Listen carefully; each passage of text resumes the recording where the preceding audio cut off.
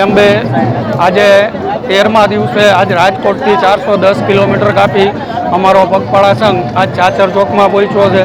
સૌને આનંદ ઉલ્લાસ છે, તમે જોઈ શકો છો।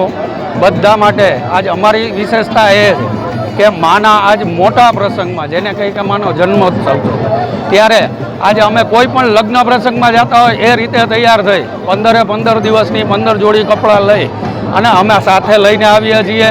અને માના આજ આ મોટા પ્રસંગને અમે આજ દીપાવવા માટે આવ્યા છીએ, સુશોભન આપ્યા છીએ। સર્વેને જય અંબે। રાજકોટનો સંઘ છે એક વિશિષ્ટ સંઘ છે।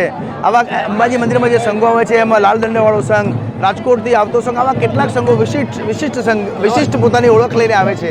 રાજકોટથી આવતો સંઘ એક ટ્રેડિશનલ, એ લોકો બધા જ જે પદયાત્રીઓ છે એક જ પ્રકારના વેશમાં હોય છે અને રોજે રોજ એમના વેશ આખા બદલાતા હોય છે। પદયાત્રી સંઘ જે છે એનું મંદિર ટ્રસ્ટ વતી હાર્દિક સ્વાગત કરું છું। જય અંબે।